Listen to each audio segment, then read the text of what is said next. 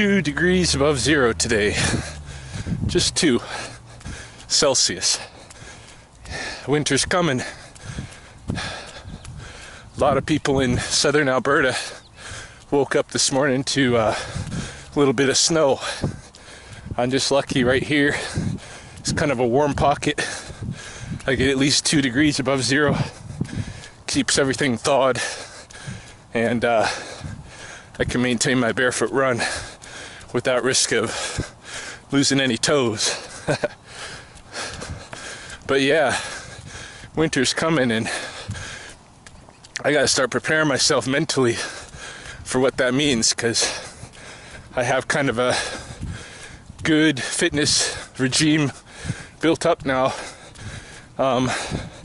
with one of the anchors being several times a week running, and I don't want to lose any of that for fear of engaging the cold weather. So I'm just gonna have to tough it out. But one of the things about that is probably making sure I got the right gear to keep it going, even in the cold temperatures. So one thing I definitely gotta do is get rid of this hoodie and replace it with something else, some kind of an appropriate shell. This hoodie is one of my remaining pieces of FMK apparel, and I gotta use it for now because it's the only thing I got to really work out in that keep me warm in this kind of temperature, that's comfortable to work out in. But definitely got to find myself something else, because I don't want anybody being confused thinking that I represent FMK. Yeah, I've seen some of these Philosia videos Freddie's been putting out over the last few weeks. I should unsubscribe to his channel, actually. And I've seen some of his blogs, all the Osho quotes, and his own wannabe wise reflections on them. Lots of videos about master and disciple relationships, teacher and student, father and son. Lots of the usual garbage about how grappling doesn't fit in when someone's trying to represent quote-unquote real martial arts. Man, for a guy whose mantra is like body, mind, and spirit and Zen and all this garbage, man, you might have the body part down, but the mental, the spiritual, that needs a lot of work, bro. Oh yeah, and don't think I haven't noticed the defensive, discursive strategies being employed to try to frame the difference between you and I as something medicalized or something about hygiene. This idea that Ryan has caught the disease of MMA, or that what I'm doing is dirty and there's all kinds of diseases involved and it's nothing like your quote-unquote pure martial arts. That's a real familiar discursive strategy to me as an anthropologist, someone who's studied cultures and who has observed how people define differences. And it's very often the case that this particular strategy will be employed where, in order to kind of bring about greater group cohesiveness or a better sense of collective identity, or even just in defense of one's own ego. This idea that anything outside of the group and other than yourself is somehow has a disease or somehow is unclean. This is used all the time, and it's a big barrier for bringing any kind of or developing any kind of decent functional relationality between groups. You know, it's something that's employed as a kind of racism quite often. But in this case, I think mainly it's just about you defending your ego. And it's easier for you to understand or not have to really think about what's going on between us if you employ that strategy and think that Ryan just has a disease or is impure.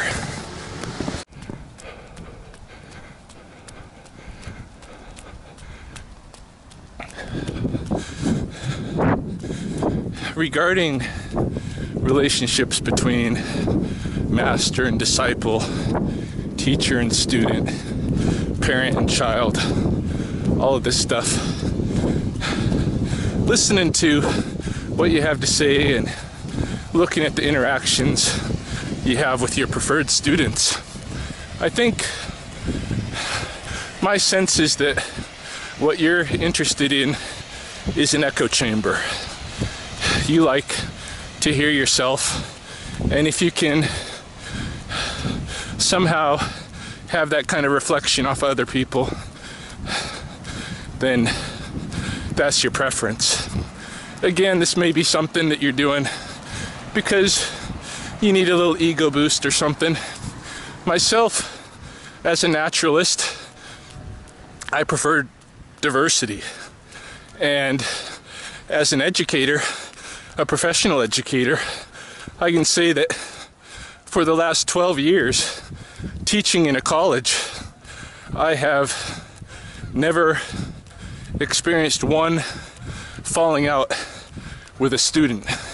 In fact, the vast majority of my students have become friends and family that I expect will be in my life in some sense till the end. That's the way my community is here. We're all in it together, and being in the relationship of teaching some of the other members of my community, a large part of it for me has been getting to know them and them getting to know me. And I accept each one of them as a human being in their own right, and I have no right myself to try to impose on them my vision of how they should be. I just have things that I can offer in terms of skills that I can teach and knowledge that I can introduce them to, and they can take what they want and leave what they want. And in the midst of it, we can get to know one another better and come out of the whole thing with a strong relationship. To me, this is a big part of the experience of education, learning, all of this.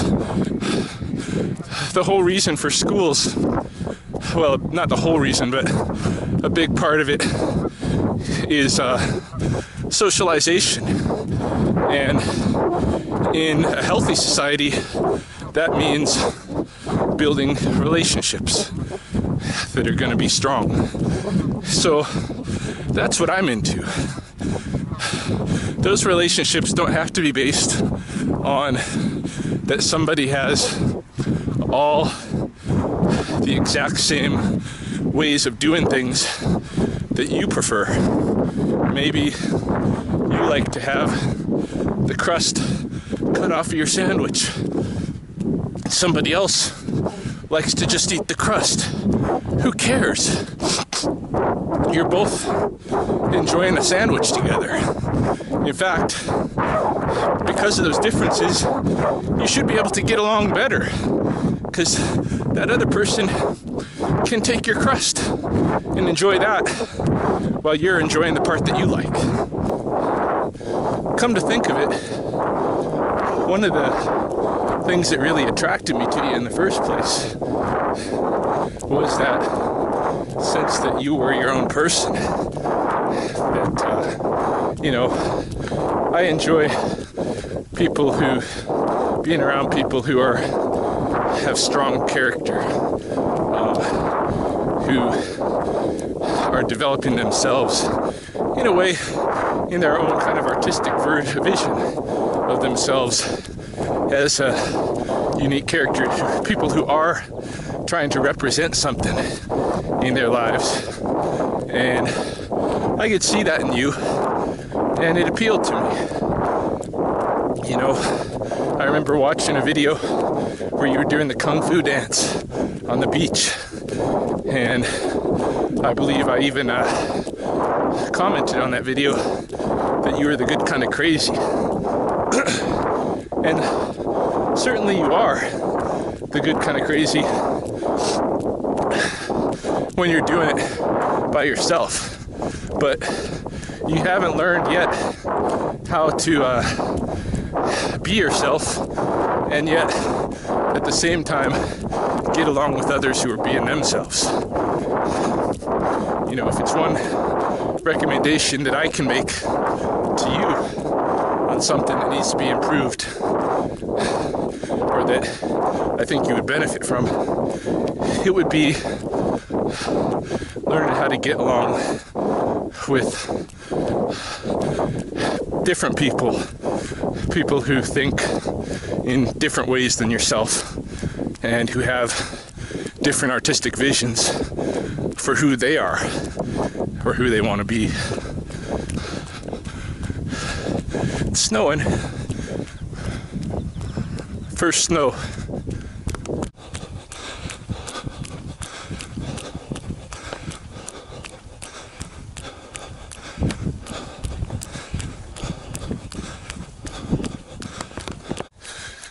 Anyway, enough about the FMK stuff. That's like past and gone. What's present here right now is the snow. And what it's got me thinking about now is winter training. In a way, even though I hate to see the summer end, and I feel like actually that I didn't take real good advantage of all the summer that we had.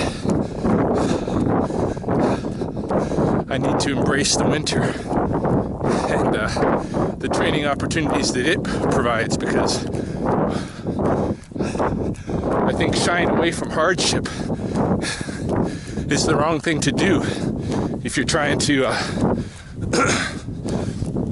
improve your health, improve your body, improve your mind, improve your spirit, make yourself a stronger, more complete human being. Then the more you can get out into the elements of nature where we belong and test yourself against nature, that's the better, so winter's not only coming in Alberta, it's coming everywhere on a relative scale. Northern Hemisphere, everybody has their own winter. Mine is colder than a lot, but not as cold as some. mine provides more challenge than a lot of other places, but less challenge than some. But everybody can take advantage of the kind of winter that they're going to have and use it for their training. Just wanted to show this. It's a grass turd. Coyotes. Certain times of year, you know, they follow just like what I'm suggesting, hey? They're naturally pitted against the challenges of nature. And so certain times of year, they'll eat different things depending on what's available. And then sometimes they got to clean themselves out. And those grass plugs really help them do that. It's a cleanse. So, just, I think, an interesting phenological note, something to consider. Why would the coyotes be in need of cleansing internally this time of year? It's just a good question. I don't know the answer. I do know that they're eating lots of choke cherries, but I think the choke cherries too, because of the pits, serve to kind of clean things out. So, I don't know, the question will just linger, and maybe someday I'll figure out an answer to it. Maybe I won't. This is that choke cherry evidence. Coyote turd choke cherry evidence, what they're eating. So choke cherries and grass. Choke cherries have cyanic acid in them. It's almost like having really low level chemotherapy. It's my understanding when you eat choke cherries. I try to eat them pretty regularly for that health benefit. The idea that they may be able to stave off the development of cancer cells and that kind of thing. See, to me, that's all good knowledge stuff, man. That's the stuff I want to be learning about, rather than focusing my whole life on putting somebody else down. I want to focus my gaze out at nature and ask questions, learn from the animals, and use the elements in nature to forge myself as a more complete human being. That's my artistic vision.